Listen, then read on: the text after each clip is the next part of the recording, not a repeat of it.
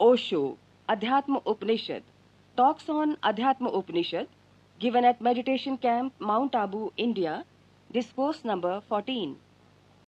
चैतन्य के स्वरूप के संबंध में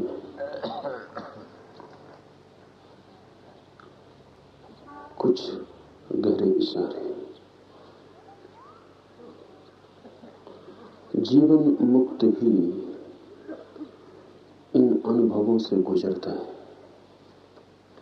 जीवन मुक्त ही जान पाता है इन सूत्रों को।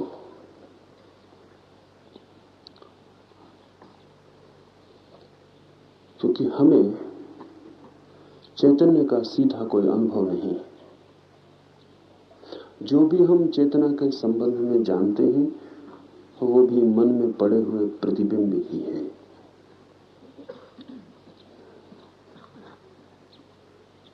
इस बात को पहले समझ लें, फिर हम सूत्रों में प्रवेश करें। मन एक अद्भुत यंत्र है और अब तो इस बात को वैज्ञानिक आधार भी मिल गए कि मन यंत्र से ज्यादा नहीं है। अब तो कंप्यूटर मन से भी ज्यादा कुशल काम करता है। आदमी को चांद पर भेजने की जरूरत नहीं है। एक यंत्र भी भेजा जा सकता है। रूस ने यंत्र भेजे हुए हैं, वे कंप्यूटर हैं। वे चांद के संबंध में सूचनाएं इकट्ठी करके रूस को भेज देते हैं। यंत्र मात्र है, लेकिन मन जैसा ही सूक्ष्म है और आसपास जो भी घटित होता है उसको संग्रहित कर लेता है। मैंने पीछे आपको कहा कि जब समाधि से लौटता है जीवन मुक्त वापस, तो एक मित्र पूछने आए थे कि जब समाधि में जाती है चेतना तो मन तो पीछे छूट जाता है और मन ही स्मृति रखता है। तो जो अनुभव चेतना को घटित होते हैं, जब चेतना मन में लौटती है तो किसे उनका स्मरण आता है? क्योंकि चेतना गई थी अनुभव में और चेतना कोई स्मृति रखती नहीं, चेतना पर कोई रेखा छूटती नहीं। और मन गया नहीं अनुभव में, मन पीछे रह गया था। तो स्मरण किसको आता है? फिर कौन पीछे लौट कर देखता है? मन अनुभव में नहीं गया, लेकिन अनुभव के द्वार पर ही छूट गया था। लेकिन द्वार से ही जो भी घटना घट रही है उसे पकड़ता है।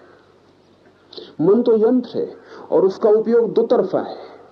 बाहर के जगत में जो घट रहा है उसे भी मन पकड़ता है, भीतर के जगत में जो घट रहा है उसे भी मन पकड़ता है।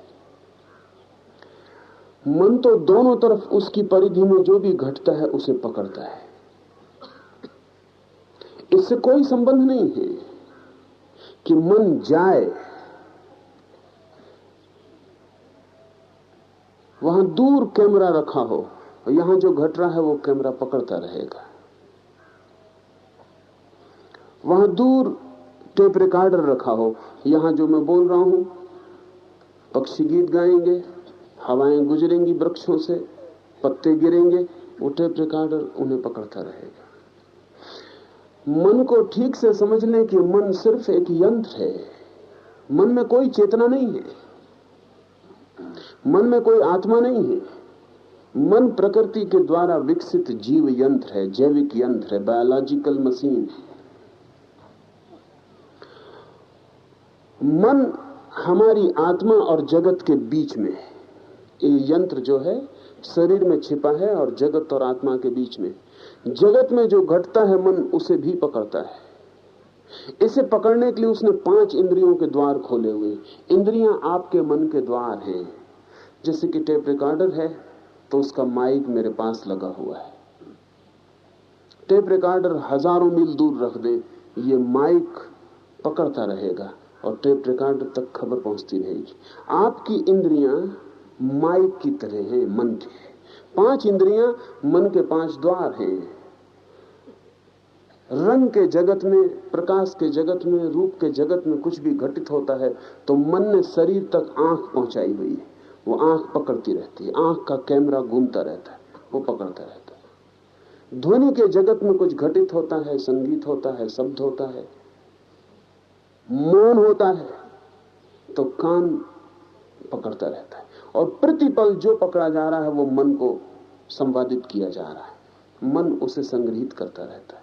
हाथ छूता है, जीभ स्वाद लेती है, नाक गंध लेती है, वो सब मन तक पहुंच रहे हैं।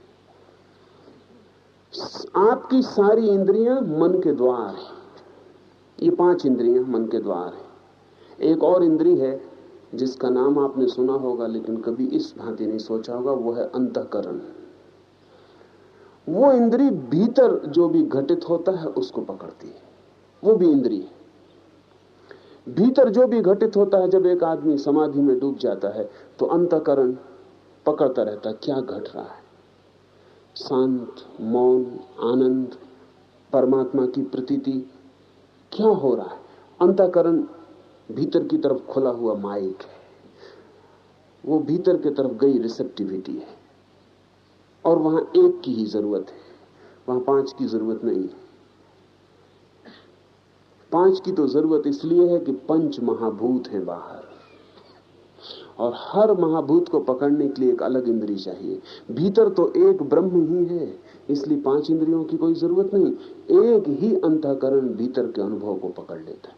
तो 6 इंद्रियां हैं आदमी की, 5 बहिर्मुखी, 1 अंतर्मुखी, और मन यंत्र है बीच में खड़ा हुआ। एक शाखा भीतर गई है, वो पकड़ती रहती है। भीतर कुछ भी घटित हो, मन पर सब अंकन हो जाते हैं। मन के जाने की जरूरत नहीं है। और इसलिए जब समाधि से साधक लौटता है मन में, तो मन ही अपने रिकॉर्ड उसे दे देता है कि ये भीतर हुआ। तुम जब यहां नहीं थे तब ये भीतर हुआ। आप यहां चले जाएं अपने टेप रिकॉर्डर को छोड़ के, घंटे भर बाद आप लौटें, टेप रिकॉर्डर आपको बता देगा यहां क्या क्या शब्द बोले गए, क्या क्या ध्वनि हुई। टेप रिकॉर्डर का जीवंत होना जरूरी नहीं है। मन भी जीवंत नहीं है, मन भी पदार्थ है और सूक्ष्म यंत्र है। ये जो पदार्थ यंत्र है, ये दोनों तरफ से संग्रहित करता चला जाता है। इसलिए समाधि से लौटा हुआ साधक मन के द्वारा ही अनुमान करता है, मन से ही जानता है। तो जितना परिशुद्ध मन हो उतनी मन की खबर सही होती है, और जितना अशुद्ध मन हो उतनी गलत होती है। जैसे कि टेप रिकॉर्डर आपका बिगड़ा हो तो जो कहा जाए वो रिकॉर्ड तो करे, लेकिन पीछे समझ में ना आए कि क्या कहा गया। रूप बिगड़ जाए, आकार बिगड़ जाए, ध्वनि बिगड़ जाए, कुछ समझ में आए, कुछ समझ में ना आए। इसलिए श्रवण से, मनन से, निदिध्यासन से पहले मन पूरी तरह शुद्ध कर लिया जाता है, और मन शुद्ध ग्राहक बन जाता है। जो भी हो उसकी शुद्ध प्रतिलिपि देने लगता है, तब समाधि में प्रवेश होता है। तो अंतःकरण सब पकड़ लेता है। फिर भी सत्यनिष्ठा के कारण मुनियों ने, ऋषियों ने कहा है कि वो अनुमान है, क्योंकि मन भीतर तो कभी गया नहीं। इसलिए जो भी कह रहा है वो यांत्रिक खबर है, उस खबर में भूल चूक हो ही सकती है। और इसीलिए एक बात और ख्याल में ले लें, अगर एक हिंदू समाधि में जाएगा, अगर एक मुसलमान समाधि में जाएगा, एक ईसाई समाधि में जाएगा, एक जैन समाधि में जाएगा, तो चारों के मन थोड़ी थोड़ी अलग अलग खबर देंगे, क्योंकि चारों का जो यंत्र है मन का, उसकी बनावट में थोड़ी थोड़ी फर्क है। समाधि का अनुभव तो एक है, लेकिन मन की बनावट में फर्क है। और जो आदमी जैन घर में पैदा हुआ है, उसका मन जैन ढंग से विकसित हुआ है, उसके यंत्र में जैन होना प्रवेश कर गया है। बचपन से उसने सुना है कोई परमात्मा नहीं, तो उसकी बिल्ट इन, उसके मन की एक प्रक्रिया हो गई, कोई परमात्मा नहीं। और जो अंतिम अनुभव है वो आत्मा का अनुभव है, परमात्मा का अनुभव नहीं है। ये उसके मन ने सुन रखा है, ये मन तैयार है, संस्कारित है। फिर जब समाधि घटित होगी तो यही मन तो रिकॉर्ड करेगा। समाधि तो एक है, किसी को भी घटित हो, लेकिन मन अलग अलग है। ये मन रिकॉर्ड करेगा। इस मन ने जाना है कि परमात्मा तो है ही नहीं। अंतिम अनुभव आत्मा का अनुभव है, इससे ऊपर कोई अनुभव नहीं है। या यही अनुभव परमात्मा का अनुभव, लेकिन अलावा कोई परमात्मा नहीं है। ये मन जब समाधि में घटना घटेगी तत्काल रिकॉर्ड करेगा कि ये आत्मा का परम अनुभव हो रहा है। हिंदू जिसने सुन रखा है परमात्मा का अनुभव और जिसने जान रखा है कि आत्मा जब लीन होती है भीतर तो जो दर्शन होता है वो परमात्मा का है, उसका मन रिकॉर्ड करेगा ये परमात्मा का दर्शन हो रहा है, घटना वही घट रही, ये परमात्मा का अनुभव हो रहा है। बौद्ध जो आत्मा को भी नहीं मानता और परमात्मा को भी नहीं मानता, उसका मन दोनों ही बातें रिकॉर्ड नहीं करेगा। उसका मन कहेगा निर्वाण घटित हो गया, तुम मिट गए, शून्य हो गया। इसलिए शास्त्रों में फर्क है, क्योंकि शास्त्र मनों के रिकॉर्ड, अनुभवों के नहीं। इसलिए हिंदू शास्त्र, जैन शास्त्र, बौद्ध शास्त्र में अंतर होगा। अंतर कभी कभी ऐसा लगेगा कि बड़ा विपरीत है, क्योंकि मन के पास तो शब्द हैं जो सीखे, मन है सीखा हुआ, निर्मित।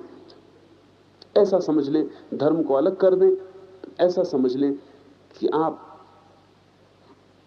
संस्कृत सीखें या ग्रीक सीखें या अरबिक सीखें, तो मन के पास एक भाषा है।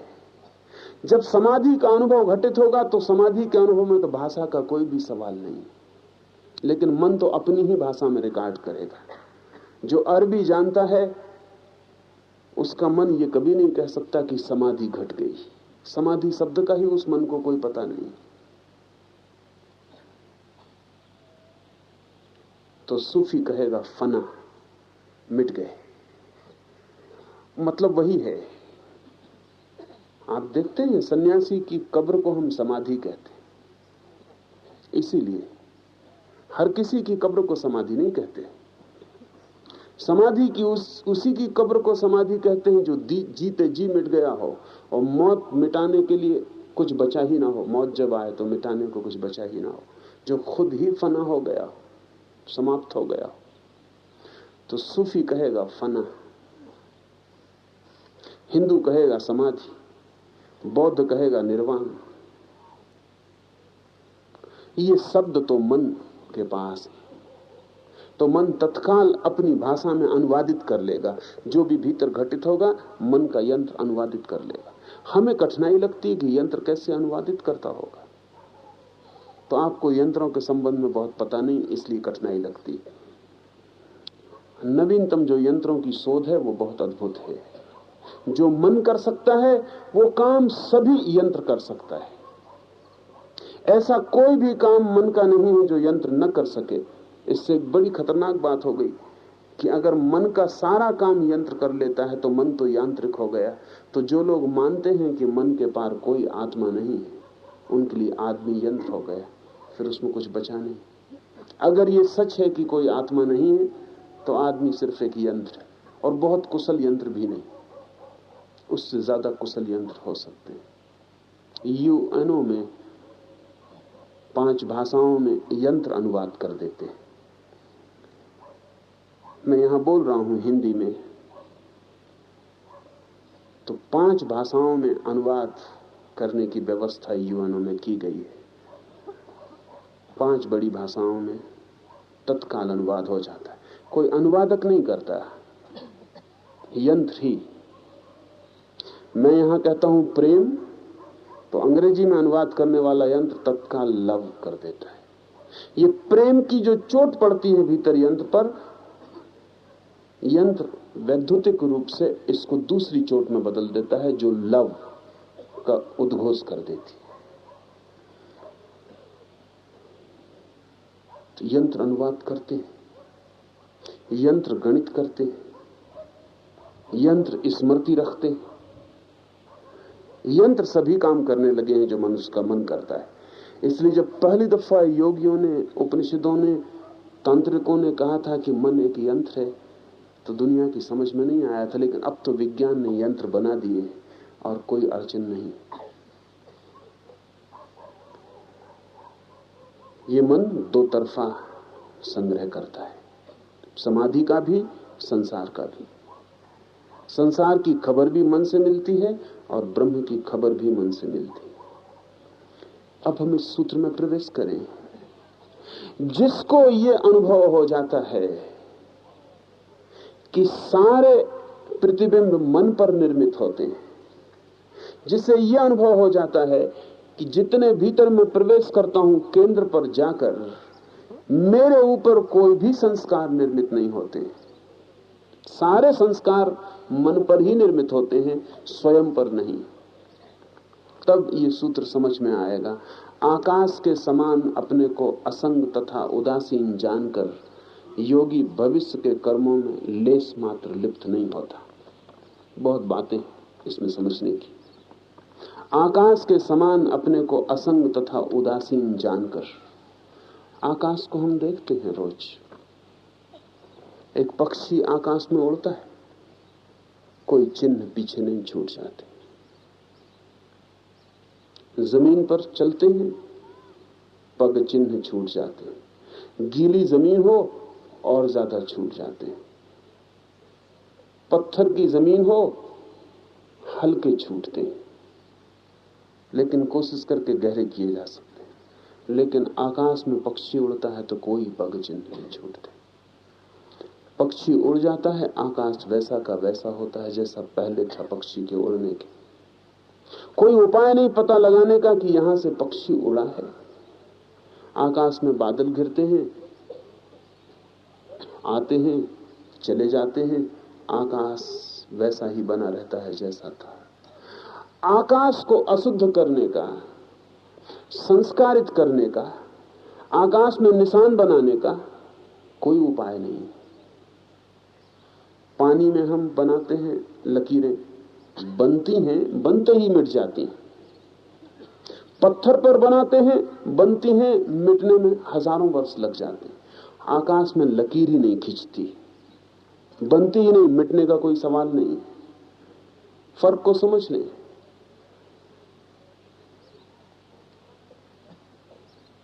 आकाश में लकीर बनती ही नहीं। मैं अपनी अंगुली खींचता हूं आकाश में, अंगुली खिंच जाती है, लकीर नहीं बनती, मिटने का कोई सवाल नहीं। जिस दिन कोई व्यक्ति मन के पार उठता है, जिस दिन चेतना मन के पीछे सरक जाती है, उस दिन अनुभव होता है कि इस आत्मा पर आकाश की भांति अब तक कोई भी निशान निर्मित नहीं हुआ है। ये सदा से शुद्ध, सदा से बुद्ध, इस पर कोई विकृति घटित नहीं हुई। आकाश के तरह अपने को असंग, असंग बड़ा कीमती शब्द है। असंग का अर्थ है सबके साथ है और फिर भी साथ नहीं। आकाश सब तरफ मौजूद है। वृक्ष को भी आकाश ने घेरा है, आपको भी आकाश ने घेरा है, साधु को भी आकाश घेरे हुए, असाधु को भी आकाश घेरे हुए। अच्छा कर्म हो रहा हो तो भी आकाश मौजूद है, बुरा कर्म हो रहा हो तो भी आकाश मौजूद है। पाप करो, पुण्य करो, जियो मरो, आकाश मौजूद है, लेकिन असंग। आपके साथ मौजूद है लेकिन संगी नहीं है आपका, आपसे कोई संबंध नहीं बनाता। मौजूद है लेकिन मौजूदगी असंग है। हमेशा मौजूद है, फिर भी आपसे कोई दोस्ती नहीं बनती, कोई संबंध निर्मित नहीं होता। असंग का अर्थ है असंबंधित है तो, लेकिन कोई संबंध नहीं। आप हट जाएं तो आकाश को पता भी नहीं चलता कि आप कभी थे। कितनी पृथ्वियां बनती हैं और खो जाती, कितने लोग जन्मते हैं और मर जाते, कितने महल खड़े होते हैं, धूल धूसरित हो जाते। कितना हो चुका है। आकाश के पास कोई भी हिसाब नहीं। आकाश से पूछो, आकाश के पास कोई इतिहास नहीं, सब खाली, जैसे कभी कुछ न हुआ हो। आकाश ऐसा ही है लौट के पीछे देखें, अरबों खरबों वर्ष, कहते हैं पृथ्वी को ही हुए 4 अरब वर्ष हो गए। इस 4 अरब वर्ष में इस छोटी सी पृथ्वी पर कितना नहीं घटा है, कितने युद्ध, कितने प्रेम, कितनी मित्रताएं, कितनी शत्रुताएं, कितनी जीत, कितनी हार, कितने लोग। आकाश के पास कोई हिसाब नहीं, जैसे कभी कुछ ना हुआ हो, कोई रेखा नहीं छूट गई। भारतीयों ने इतिहास नहीं लिखा। पश्चिम के लोग बहुत हैरान होते कि भारत के पास ऐतिहासिक बुद्धि क्यों नहीं।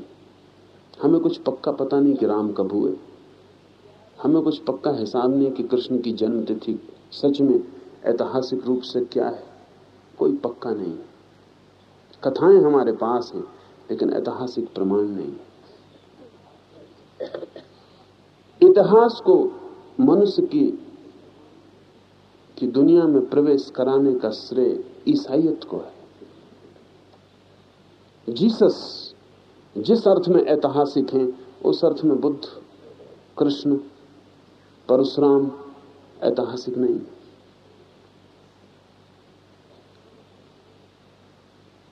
जीसस के साथ दुनिया 2 हिस्सों में बढ़ जाती। पहली दुनिया, उसके पहले की दुनिया गैर ऐतिहासिक हो जाती, प्री हिस्टोरिकल, पूर्व ऐतिहासिक, और जीसस के बाद की दुनिया ऐतिहासिक हो जाती, हिस्टोरिकल हो जाती।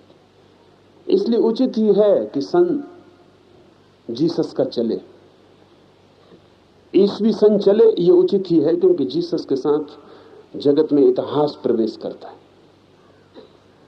इसलिए हम कहते हैं जीसस के पूर्व और जीसस के बाद रेखा खिंच जाती। भारत ने कभी इतिहास नहीं लिखा है। उसका कारण, उसका एक कारण बुनियादी यही कि भारत ने यह अनुभव किया है कि जिसके भीतर सब घटता है, जिस आकाश के भीतर, वही कोई हिसाब नहीं रखता, तो हम व्यर्थ का हिसाब क्यों रखें। जिसके भीतर सब घटता है उसके पास ही कोई हिसाब नहीं रहता, तो हम फिजूल पंचायत में क्यों पड़े हिसाब रखने की। कौन कब पैदा हुआ और कौन कब मरा, तो हमने इतिहास नहीं रखा है, हमने पुराण निर्मित किया। पुराण भारतीय घटना है, पुराण भारतीय घटना, इतिहास नहीं। पुराण का मतलब कुछ और होता है। पुराण का मतलब हमने तिथि, तारीखें, जन्मदिन, मृत्युदिन, इनकी फिक्र नहीं की। हमने तो जो सार था, राम हुए, हमने इसकी फिक्र नहीं की कब हुए, किस सन में हुए, कब पैदा हुए, कब पढ़ने गए, कब विवाह हुआ, इस सब की हमने फिक्र नहीं की, क्योंकि इसके तो कोई हिसाब रखने का प्रयोजन नहीं मालूम पड़ा। लेकिन राम के होने की जो भीतरी घटना घटी कि एक व्यक्ति राम हो गया, एक दिया जल उठा और प्रकाशित हो गया, हमने बस उतना स्मरण रख लिया। हमने बाकी खोल का, शरीर का कोई हिसाब नहीं रखा। हमने इतना स्मरण रख लिया कि बुझा हुआ दिया जल सकता है, प्रकाशित हो सकता है। मनुष्य का जीवन दुर्गंधी नहीं है, वहां सुगंध भी घटी है, बस इतना हमने हिसाब रख लिया। फिर हमने बाकी सब व्यर्थ की बातें छोड़ दी, हमने उनका कोई हिसाब नहीं रखा।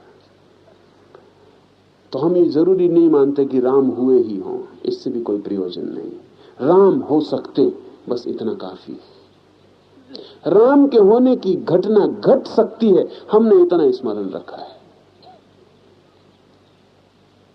ये स्मरण काफी है। कृष्ण हो सकते हैं, हुए हैं, नहीं हुए हैं, ये गौण है। हुए को भी हम ख्याल रखते हैं तो सिर्फ इसलिए ताकि याद रहे कि हो सकते हैं। ये हमारे भीतर भी ये फूल खिल सकता है और हमारे भीतर भी ये आनंद का झरना घट सकता है। इसलिए हमने पुराण का मतलब वो जो सारभूत है उतना ही। चैतन्य में प्रवेश करके पता लगता है कि आकाश में कोई रेखा नहीं छूटती, लेकिन आपका जो सार है वो छूट जाता है। इसे थोड़ा समझ लें। आकाश में कोई रेखा नहीं छूटती, लेकिन आपकी जो सार सुगंध है वो छूट जाती है। और वो इसलिए छूट जाती है कि उसका आकाश से कोई विजातीय मामला नहीं है, वो स्वयं ही आकाश है आपके भीतर। आप जब मरते हैं तो आपके भीतर का आकाश ही केवल आकाश में छूट जाता है, बाकी सब खो जाता है। उस भीतरी आकाश को हम आत्मा कहते हैं। एक विस्तार है बाहर, एक विस्तार भीतर भी है। बाहर के आकाश में भी बादल घिरते हैं और आच्छादित मालूम पड़ता है आकाश। वर्षा के दिन में, आषाढ़ के सांझ में सब ढक जाता है और कोई सोच भी नहीं सकता कि वो नीला आकाश कभी था या वो नीला आकाश फिर कभी मिलेगा। जब काले बादल घेर लेते हैं आकाश, तो आकाश बिल्कुल दिखाई नहीं पड़ता, बादल ही दिखाई पड़ते। बाहर का आकाश भी बादलों से घिरता है, भीतर का आकाश भी बादलों से घिरता है। भीतर के आकाश के जो बादल हैं उनको ही विचार, विकल्प, विकार, जो भी हम नाम देना चाहें, वो भीतर घिर जाते हैं। जब भीतर के आकाश पे भी बादल घिर जाते हैं तो वहां भी ऐसा लगता है कि पीछे कोई निरभ्र आकाश नहीं। इन बादलों को हटाना ही साधना है। इन बादलों को हटा के ही नीले आकाश में झांक लेना, असंग आकाश में झांक लेना उपलब्धि है, सिद्धावस्था है। ये सूत्र कहता है आकाश के समान अपने को असंग और उदासीन। आकाश ना आपके साथ हंसता है, ना आपके साथ रोता है। आप मरे तो आकाश से आंसू के बूंद नहीं टपकती, आप जिए प्रफुल्लित हो तो आकाश आपकी खुशी में नूपुर बांध के नाचता नहीं। आकाश बिल्कुल उदासीन। क्या घट रहा है इस पर आकाश कोई वक्तव्य ही नहीं देता। मुर्दे को मरघट की तरफ ले जा रहे हैं तो, नए जन्मे बच्चे की खुशी में बैंड बाजा बजा रहे हैं तो, विवाह हो गया है और घरों को फूलों से सजा लिया है तो, परिजन खो गया है और जीना व्यर्थ मालूम पड़ रहा है तो आकाश उदासीन है। क्या घट रहा है इससे कोई संबंध नहीं। जैसे ही कोई भीतर के अंतर आकाश में प्रवेश करता है वो भी ऐसा ही उदासीन हो जाता है। क्या हो रहा है इससे कोई संबंध नहीं रह जाता। आकाश की तरह देखने लगता है जगत को।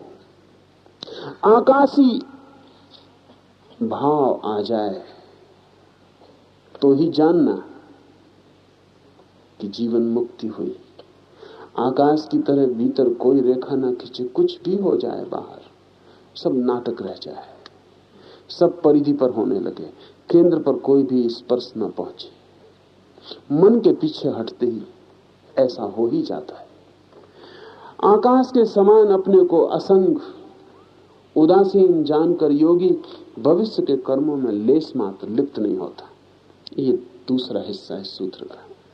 जब कोई जान लेता है कि अतीत का कोई भी कर्म मुझे स्पर्श नहीं कर सका, हारा तो मेरी आत्मा हारी नहीं और जीता तो मेरी आत्मा जीती नहीं, सम्मान हुआ तो मेरी आत्मा में कुछ बढ़ा नहीं, अपमान हुआ तो मेरी आत्मा में कुछ घटा नहीं, ऐसा जिसकी प्रतीति हो जाए स्वभावतः भविष्य के कर्म उसके लिए व्यर्थ हो जाएंगे। जब अतीत के कोई कर्म मुझे छू नहीं सके तो भविष्य के भी कोई कर्म मुझे छू नहीं सकेंगे। इसलिए भविष्य की योजना बंद हो जाएगी। फिर वो नहीं सोचेगा कि मैं सफल हो जाऊं, फिर वो नहीं सोचेगा कि कहीं मैं असफल ना हो जाऊं, फिर वो नहीं सोचेगा कि मेरी प्रतिष्ठा रहे, फिर वो नहीं सोचेगा कि कहीं कोई अप्रतिष्ठित ना कर दे, कोई अपमान ना कर जाए। जिसने देख लिया स्वयं को, देखते ही सारा अतीत असंबंधित हो गया।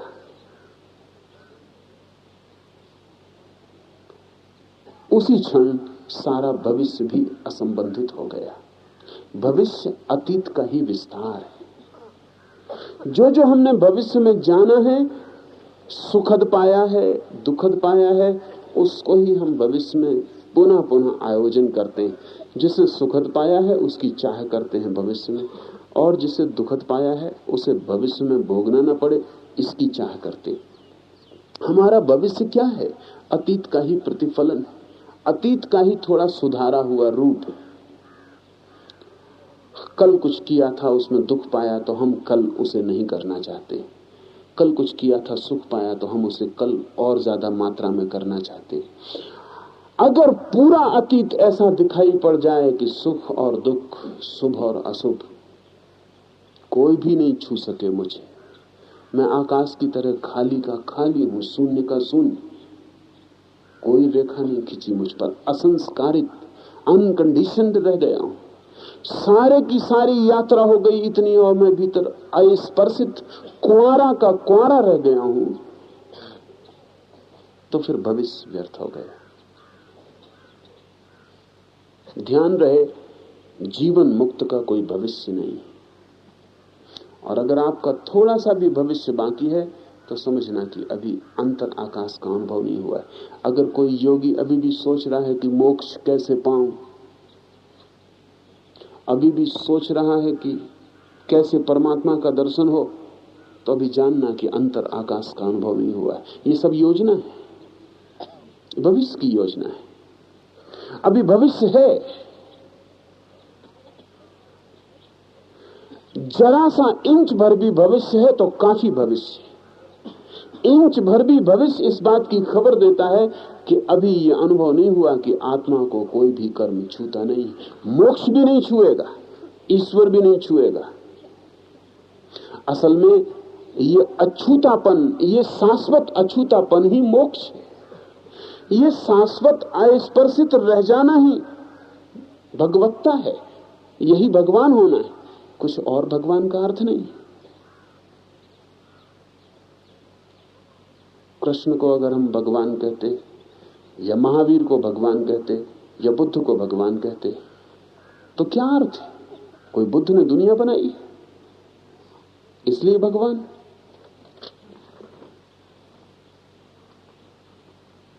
क्या भगवान का अर्थ? बुद्ध को भी बीमारी आती है, बुद्ध भी जीर्ण होते, बुद्ध भी मरते, शरीर बिखरता है।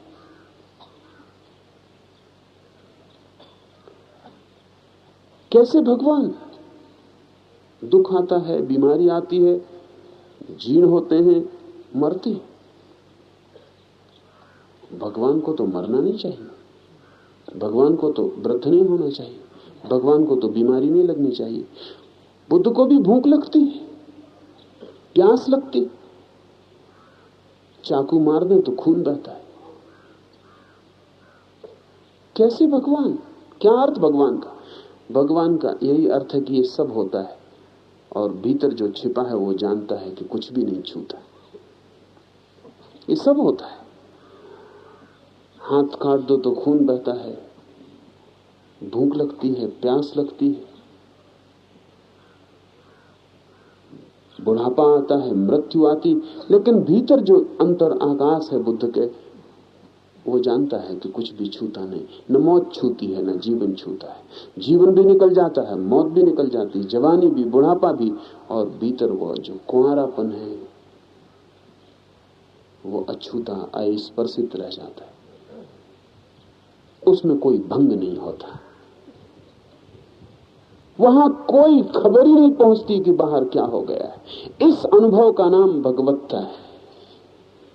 तो कोई आदमी अगर भगवान के दर्शन की तलाश कर रहा है तो उसका भविष्य, जिसका भविष्य है उसका भगवान से कभी कोई मिलन नहीं। भविष्य यानी संसार। भविष्य का अर्थ है अतीत का सत्य अभी दिखाई नहीं पड़ा, अभी ये अनुभव में नहीं आया कि मैं आकाशवत हूं। इसलिए सूत्र कहता है कि योगी के लिए भविष्य के कर्मों में लेस मास रस नहीं रह जाता। कल योगी के लिए है ही नहीं, बस आज। आज भी बड़ा है, कहना चाहिए यही क्षण, पल मात्र, अभी और यहीं उसका होना है। उसकी कोई दौड़ आगे की तरफ नहीं।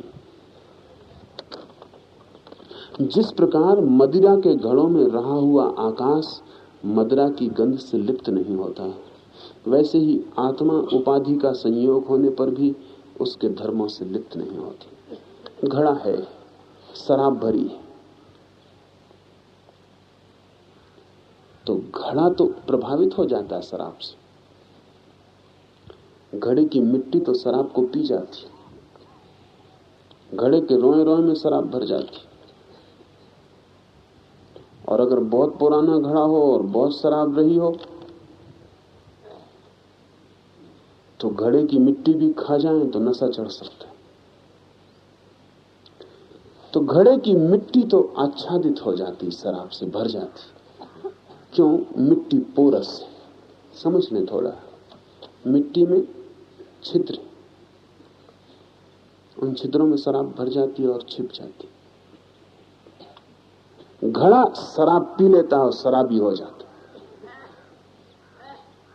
घड़ा भी मतवाला हो जाता पी के। लेकिन घड़े में एक और तत्व भरा हुआ है, आकाश, घड़े का खालीपन।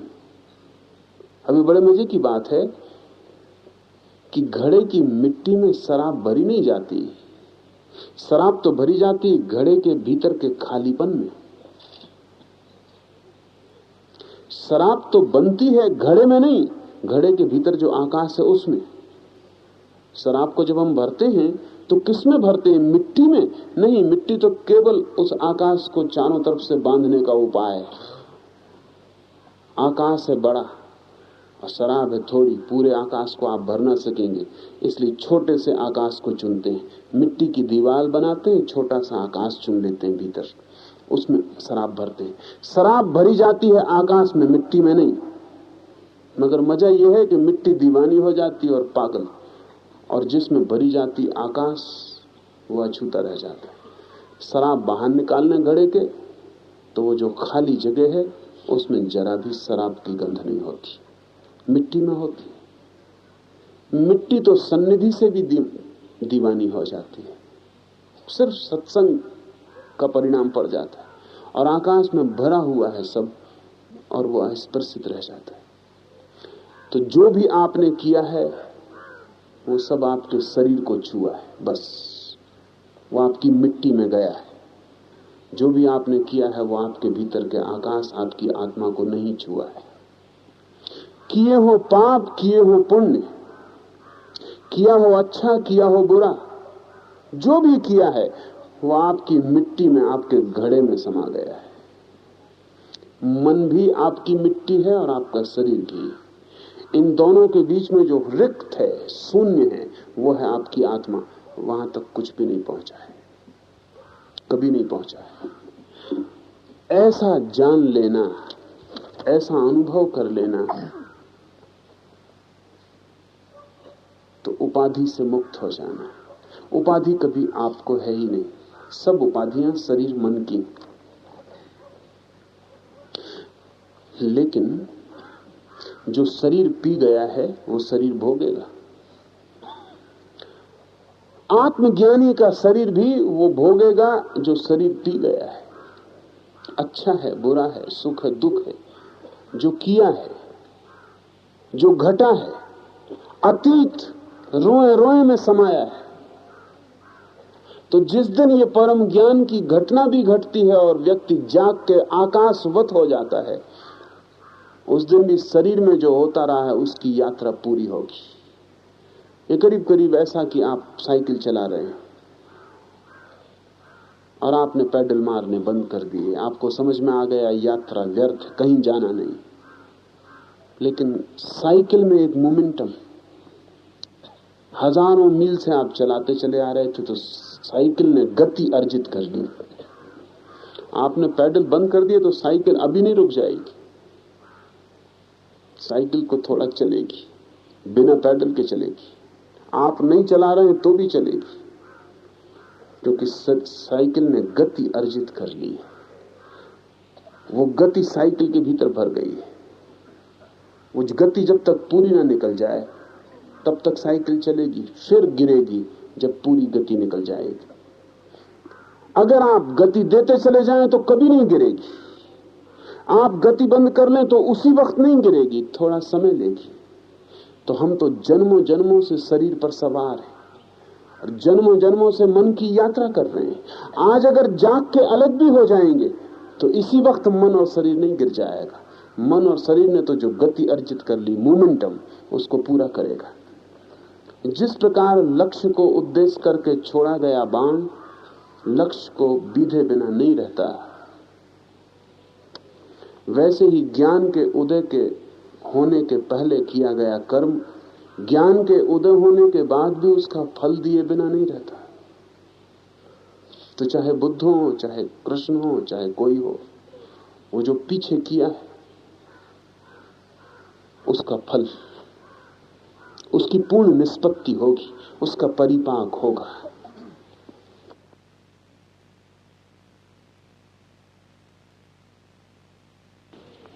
अर्थात किए हुए कर्म का फल तो ज्ञान उत्पन्न हो जाने के बाद भी भोगना ही पड़ता है। ज्ञान द्वारा कर्म का नाश नहीं होता। ज्ञान द्वारा अनुभव होता है कि मैं करता नहीं हूं, लेकिन ज्ञान द्वारा कर्म का नाश नहीं होता। वो जो कर्म किया है वो पूरा होगा। उदाहरण दिया है कि जैसे तीर छोड़ दिया, निशाना लगाया, तीर छोड़ दिया, छोड़ते ही तीर ख्याल आया, बोध आया कि ये मैं हिंसा कर रहा हूं, ना करूं, तो भी अब कुछ होगा नहीं। तीर अपनी यात्रा पूरी करेगा। एक शब्द मैंने बोला और बोलते ही मुझे लगा कि नहीं बोलना था, लेकिन अब शब्द अपनी यात्रा पूरी करेगा। बोलते ही जो गति शब्द को मिल गई है, जब तक वो गति समाप्त न हो जाएगी तब तक शब्द चलता रहेगा। एक पत्थर हम फेंकते हैं, तो पत्थर जब हम फेंकते हैं तो अपनी शक्ति पत्थर को दे देते हैं। उसी शक्ति के सहारे पत्थर जाता है, जहां तक शक्ति रहती है वहां तक यात्रा करता है, फिर गिर जाता है।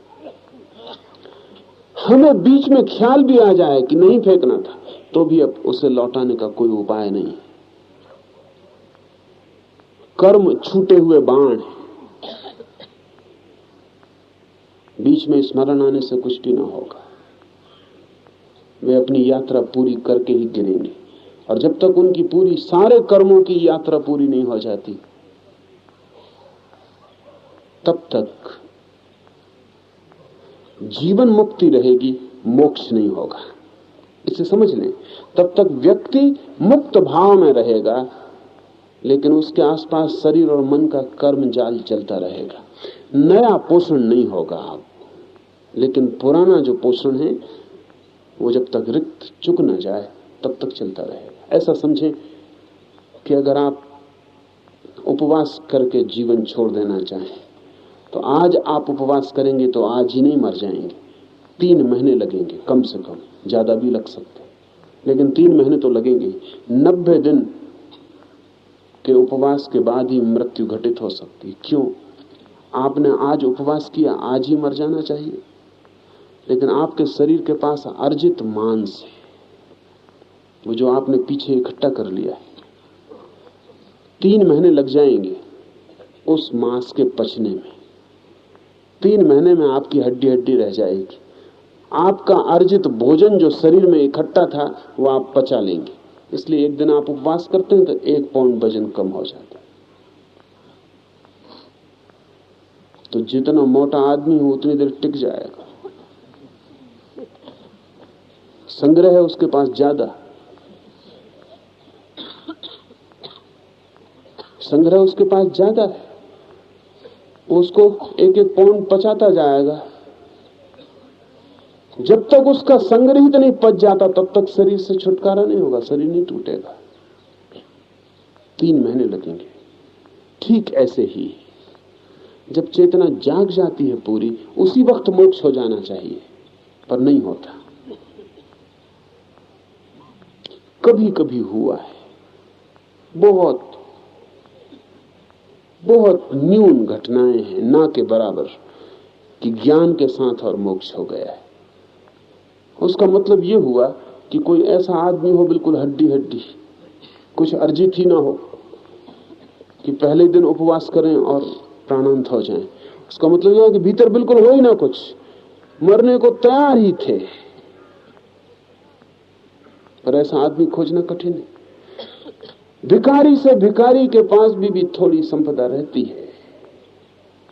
भूखे से भूखा आदमी भी थोड़ा सा अर्जित कोष रखता है, वो इमरजेंसी के लिए जरूरी है, इसलिए उसको बचाए रखता है। संयोग से कभी ऐसा हो सकता है कि किसी व्यक्ति के कर्मों का भी समाप्ति उसी क्षण में हो जिस क्षण में उसको बोध हो, लेकिन ये बहुत मुश्किल मामला है, बहुत कभी ऐसा हुआ है। साधारणता तो चाहे बुद्ध, चाहे महावीर, चाहे कोई और, रुका है, जिया है, ज्ञान के बाद वर्षों तक। वो जीने का कारण मुक्ति तो घटित हो गई, लेकिन अतीत के कर्मों का बोझ और अतीत की शक्ति शरीर को धकाए लिए जाती है यात्रा में। जब वो शक्ति चुक जाएगी, उस वक्त जीवन मुक्ति मोक्ष बन जाएगी। पर जरूरी भी है और उपयोगी भी है, क्योंकि जीवन मुक्त अगर उसी वक्त मोक्ष को उपलब्ध हो जाए तो जीवन मुक्त ने जो जाना है वो हमें बता भी नहीं पाएगा। जीवन मुक्त हमें बता पाता है इसीलिए कि उसकी मुक्ति और मोक्ष के बीच अंतर है, समय है। 40 साल बुद्ध जिए, 40 साल महावीर जिए। ये 40 साल ही हमारे काम पड़े। इन 40 साल में जो उन्होंने जाना है, जो अनुभव किया है, वो उनका मन हम तक संवादित कर सका। बाघ समझकर छोड़ा हुआ बाण भी छूटने के बाद यह बाघ नहीं है वरन गाय है, ऐसी बुद्धि आ जाने पर भी रुक नहीं सकता। वेग पूर्वक लक्ष्य को पूर्ण तरह बेधेगा ही। इसी प्रकार किया हुआ कर्म ज्ञान हो जाने के बाद भी फल प्रदान करता है। इसलिए अगर आपको कभी ज्ञानी भी कई तरह के दुख में पड़ता हुआ दिखाई पड़े तो आप ये मत सोचना कि इतना ज्ञानी, इतना सात्विक, फिर परमात्मा इसको क्यों सता रहा है। कोई किसी को सता नहीं रहा है, क्योंकि कोई कितना ही बड़ा ज्ञानी हो, अज्ञान की लंबी यात्रा तो पीछे है ही। ज्ञानी होने का मतलब यह है कि काफी अज्ञान में यात्रा हो गई है। उस यात्रा में जो धूल धमास इकट्ठी हो गई उसे तो भोगना ही पड़े, पर ज्ञानी उसे भोगता है आकाश भाव से। हाँ, उसके आसपास जो लोग इकट्ठे होते हैं वो आकाश भाव से नहीं भोग पाते। रामकृष्ण को कैंसर हुआ तो विवेकानंद तो रोते ही थे, अभी विवेकानंद को आकाश भाव उत्पन्न नहीं हुआ था। रमन को कैंसर हुआ तो पूरा आश्रम तो दुखी हो गए, क्योंकि जो इकट्ठे थे उनका तो कोई आकाश भाव नहीं। रमन ने मरते वक्त जैसे ही वो श्वास छोड़ रहे थे, किसी ने पूछा अब हमारा क्या होगा, तो रमन ने कहा क्या होगा, मैं यहीं रहूंगा, आई विल बी हियर, मैं यहीं रहूंगा। आश्वासन आ गया, आंसू रुक गए रोने वालों के कि भरोसा उन्होंने दे दिया कि मैं यहीं रहूंगा, मतलब वो नहीं मरने वाले, और वो मर गए। समझ में भूल हो गई, वो जो कह रहे थे मैं यहीं रहूंगा, वो उस आकाश की बात कर रहे थे जो घड़े के फूट जाने पर भी कहां जाएगा। घड़ा ही फूटता है। रमन कहते हैं मैं यहीं रहूंगा, किस लिए रोते हो, पर ये आकाश का वचन है, मैं यहीं रहूंगा, ये घड़े का वचन नहीं है। पर जो आसपास थे उन्होंने समझा घड़े का वचन है, घड़ा यहीं रहेगा। फिर घड़ा फूट गया। फिर वो सोचने लगे कि क्या रमन धोखा दे गए, क्या हमको समझाने को कहा था, क्या सांत्वना थी ये सांत्वना नहीं थी, ये सत्य था। लेकिन अब इस आकाशवत रमन को अनुभव करने का उपाय आपके पास तब तक नहीं है जब तक आप अपने आकाश को अनुभव न कर लें। जब तक आप अपने को घड़ा ही समझते हैं तब तक रमन तो गए। रामकृष्ण मरने लगे तो उनकी पत्नी शारदा रोने लगी, छाती पीटने लगी। तो रामकृष्ण ने कहा तू क्यों रोती है, तू तो सधवा ही रहेगी, तू विधवा नहीं होगी, खुश हो गई होगी शारदा, और रामकृष्ण मर गए।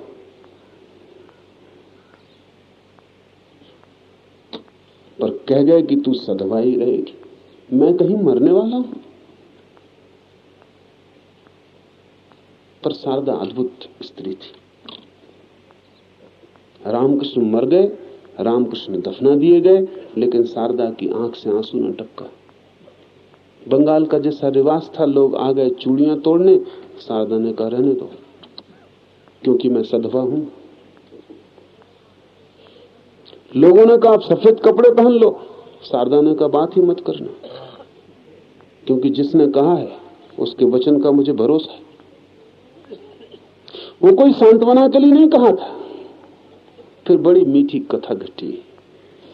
शारदा जितने दिन जिंदा रही, उसने माना ही नहीं कभी स्वप्न में भी कि रामकृष्ण मर गए। लोग हैरान होते थे कि या तो शारदा पागल हो गई, लेकिन पागल नहीं थी, क्योंकि पागल का कोई और लक्षण न था। बल्कि सच तो यह है कि जिस दिन से रामकृष्ण मरे और जिस दिन से रामकृष्ण की मृत्यु को शारदा ने स्वीकार नहीं किया, उसी दिन से वो स्वयं अमृत धर्मा हो गई। उस दिन से वो स्वयं ही आकाशवत हो गई। वो अनुभव रामकृष्ण की मृत्यु का सिर्फ घड़े के मिटने का अनुभव रहा, और घड़े से तो कुछ लेन देन भी न था। ये रामकृष्ण और शारदा का विवाह असाधारण विवाह था। इसमें घड़ों का तो कभी कोई संपर्क ही नहीं हुआ था। रामकृष्ण तो शारदा को मां की तरह ही मानते रहे थे। इसमें शरीर का तो कोई लेन देन ही न था। ये तो दो आकाश का ही मिलन था। मीठी है बात, बड़ी अद्भुत। वर्षों शारदा जी रामकृष्ण के मरने के बाद, लेकिन जैसे रोज वो भोजन बनाती थी और रामकृष्ण के पलंग के पास जाके कहती थी कि परमहंस देव भोजन तैयार। ये सब ऐसा ही जारी रहा, भोजन बनता रहा। शारदा रोज जाती, पलंग के पास कोई भी नहीं, किसी को रामकृष्ण। लोग रोते शारदा की बात सुन के कि वो कहती परमहंस देव भोजन तैयार है। फिर जैसे रामकृष्ण के लिए रुकी रहती, जैसा वो सदा रुकती थी। फिर वो उठते, जब तक वो उठते ना तब तक वो खड़ी रहती। फिर रामकृष्ण आगे जाते तो वो पीछे जाती। ये उसी को दिखाई पड़ता, ये किसी और को दिखाई नहीं पड़ता। फिर वो थाली पर बिठाती, फिर वो पंखा झलती रहती, फिर वो रोज उन्हें सुलाती, फिर रोज सुबह उठाती। वो सब क्रम वैसा ही चलता रहा। किसी ने शारदा से पूछा है कि किसको उठाती हो, किसको सुलाती हो, किसको खिलाती हो, ये सब क्या है? तो शारदा ने कहा जिसको पहले सुलाती थी वही। अब देह खो गई है, अब सिर्फ आकाश रह गया है। जिसे खिलाती थी उसे ही। शारदा सधवा ही बनी रही। पूरे मनुष्य जाति के इतिहास में यह अकेली घटना है। किसी पत्नी ने पति के मर जाने पर सधवा रहने का जो अनूठा अनुभव किया है, वो अकेली घटना है। इसलिए शारदा जैसी स्त्री खोजनी बहुत मुश्किल है।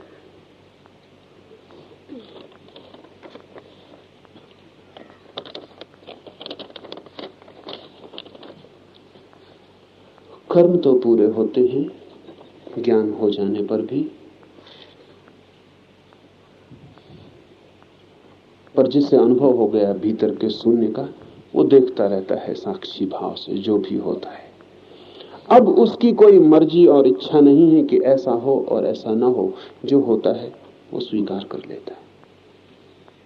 साक्षी अर्थात तथाता।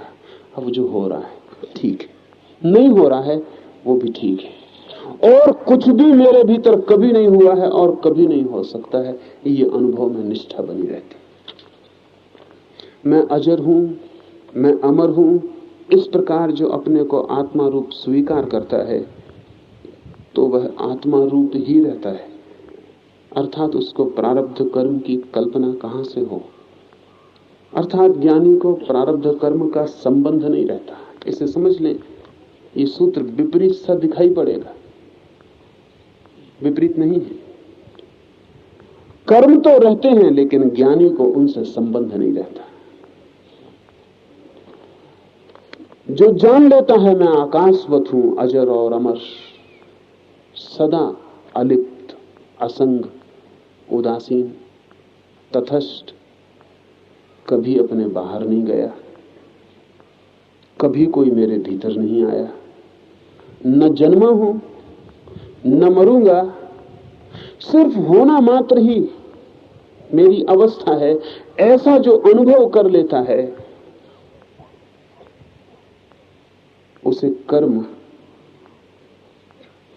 घटित होते रहते हैं अतीत की श्रृंखला से, लेकिन उसका संबंध उनसे टूट जाता है। दुख आता है, शरीर में पीड़ा होती है, बुढ़ापा आता है, तो वो ऐसा नहीं कहता कि मैं बूढ़ा हो रहा हूं, वो ऐसा ही कहता है कि मैं देखता हूं शरीर बूढ़ा हो रहा है। बीमारी आती है तो वो कहता है मैं देखता हूं कि शरीर बीमार हो रहा है। दुख आता है तो वो कहता है मैं देखता हूं दुख आया, और सुख आता है तो वो कहता है मैं देखता हूं सुख आया। वो अपने देखने में ही स्थिर होता है, वो जुड़ता नहीं। और जब कोई कर्म से नहीं जुड़ता तो कर्म अपनी गति को पूरा करके लीन हो जाते हैं, शरीर अपनी यात्रा पूरी करके गिर जाता है, मन अपने संचित वेग को दौड़ दौड़ के तोड़ लेता है, नष्ट हो जाता है, और साक्षी शून्य आकाश के साथ एक हो जाता है।